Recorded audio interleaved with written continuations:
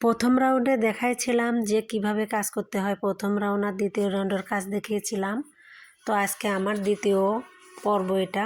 দ্বিতীয় পর্বতে দেখবেন যে আমি বাদবাকি কাজ কিভাবে করি সেটা দেখাবো।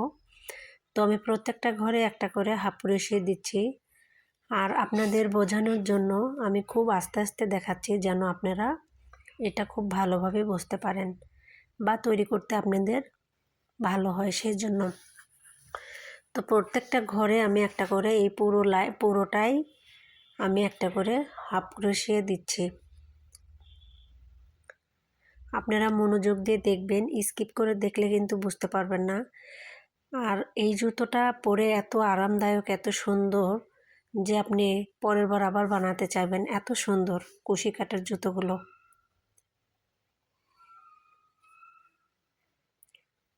আর এই জুতোগুলো আপনারা যে কোনো লোকাল জায়গার জেলা পর্যায়ে যারা থাকেন তারা এমনিতে ওখানে লোকাল থেকে কিনতে পারবেন, কোনো সমস্যা নেই।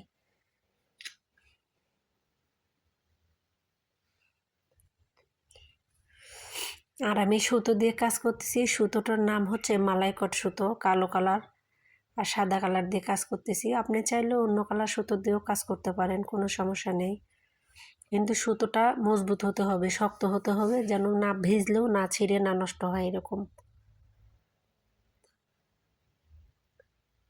আর আমার পেজ যদি আপনাদের ভিডিওটা ভালো লাগে অবশ্যই সাবস্ক্রাইব করে পাশে থাকবেন পরবর্তী ভিডিও পাওয়ার জন্য। তো প্রত্যেকটা ঘরে আমি একটা করে হাফ ক্রোশিয়া দিয়েছি। এই সেলাইটার নাম হচ্ছে হাফ ক্রোশিয়া। তো আসলে সেলাইটার নাম আমরাই দিয়েছি, এটা তো এক একজন এক একভাবে বলে দেখি। তো যাই হোক, আমি এটার নাম হাফ ক্রোশিয়া বলি। প্রত্যেকটা ঘরে একটা করে আমি হাফ ক্রোশিয়া দিয়েছি। যারা ফার্স্ট টাইম জুতোর কাজ করবেন তাদের ক্ষেত্রে আমি খুবই আস্তে আস্তে দেখাচ্ছি। ভিডিওটা বড় হয়েছে এটা আমি বুঝতে পারতেছি, তারপরও যেন আপনাদের উপকারের জন্য আমি অনেক সুন্দর আর আস্তে আস্তে করে কাজ করতেছি।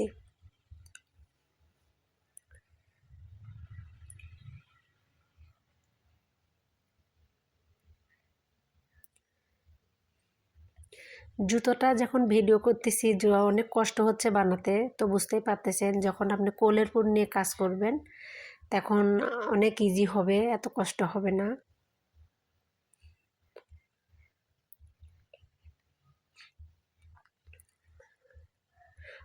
একটা ঘরও যখন আপনার বাদ না হয় সেইভাবে আপনারা কাজ করবেন যেন একটা ঘরও বাদ না যায়।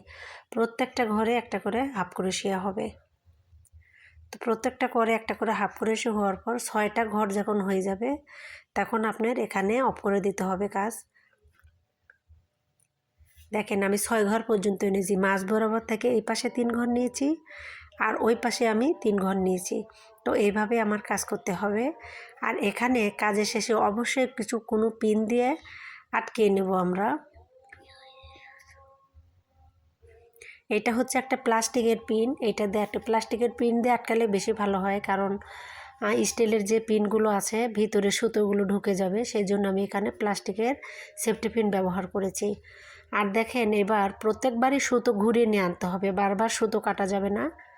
তো সুতো আপনার ওইভাবেই থাকবে। এবার আমি যে ওইখান থেকে 3 ঘর বেশি নেব, যেখান থেকে কাজ ধরেছিলাম ওইখান থেকে আমি 3 ঘর কাজ বেশি নেব, কারণ সামনের দিকে প্রত্যেকবারই এই পাশে যদি আমি 3 ঘর বেশি নিই অপোজিটেও আমার 3 ঘর বেশি নিতে হবে। কালো সুতার জন্য একটু বোঝা যাচ্ছে কম, আমি বুঝতে পারতেছি। তো তারপরও আমি বলে দিচ্ছি যেন আপনাদের সুবিধা হয়। তো প্রত্যেক ঘরে বাড়ানোর জন্য 3 ঘর করে নিতে হবে, আর একটা উপরে দিতে হবে, একটা নিচে দিতে হবে। এবার দেখেন আমি একটা নিচে দিয়েছি, একটা উপরে দিয়েছি।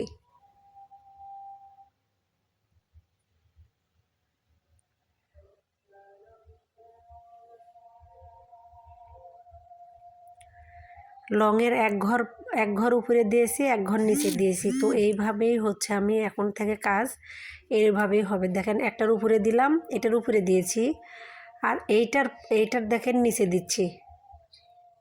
খুবই লক্ষ্য করে আপনারা দেখবেন, এক ঘরের উপরে আর এক ঘরের নিচে এইভাবে দিয়ে আমি এই রাউন্ডের কাজ করব যেন ডিজাইন হয়। এটা একটা সুন্দর ডিজাইন হবে, সেই জন্য আমি এক ঘর উপরে আর এক ঘর নিচে এইভাবে দিয়ে কাজ করেছি। তো আমি এই পাশে চলে এসেছি। পাশে চলে আসার পরে আমি এই পাশেও 3 ঘর আমার বেশি নিতে হবে। সামনের দিকে আমি বেশি কাজ করে যাব 3 ঘর, মানে আস্তে আস্তে আস্তে আস্তে আমি সামনের দিকে আগাইতে থাকবো।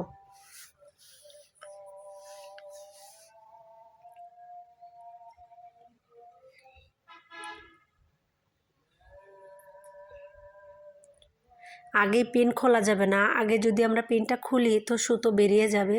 সেক্ষেত্রে আমরা ভিতর দিয়ে পার করে নেওয়ার পরে খুলে দিলে তখন আর কোনো সমস্যা নেই।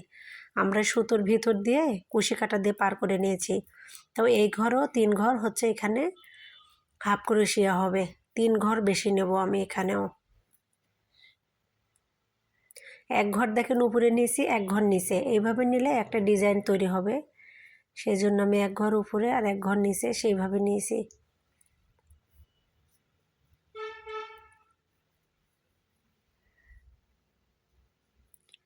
তো এখানেও 3 ঘর নেওয়ার পরে আমি এখানে আবার পিন মেরে দেবো আর বরাবর এইভাবে আমি কাজ করতে থাকবো।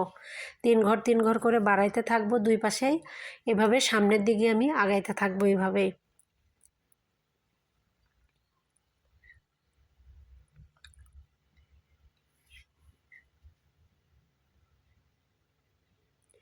এখানে আবার আমি 3 ঘর বেশি নিচ্ছি। তো এইভাবেই পুরো কাজ আমি সামনের দিকে আগাইতে থাকবো। পিছনে এই জুতার পিছনে জুতার মতো রাউন্ড না আসা পর্যন্ত আমি এভাবে কাজ করতেই থাকবো। একসময় দেখবেন যে পিছনে জুতার রাউন্ড চলে এসেছে, শেপ চলে এসেছে, তখন কার কতটুকু প্রয়োজন সেই অনুযায়ী আপনি কাজটা অফ করে দেবেন, পিছনের কাজ হয়ে গেল।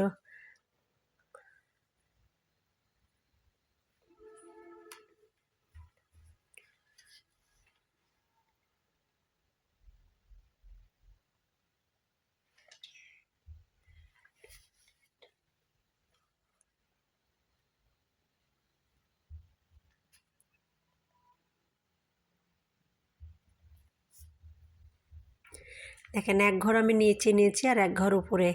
এভাবে প্রত্যেকটা কাজে এভাবে হলে একটা ডিজাইন তৈরি হবে, তখন আপনি নিজেই বুঝতে পারবেন ডিজাইনটা অনেক সুন্দর। তো এইভাবে আমি পুরো কাজ করতেই থাকবো। 18 রাউন্ড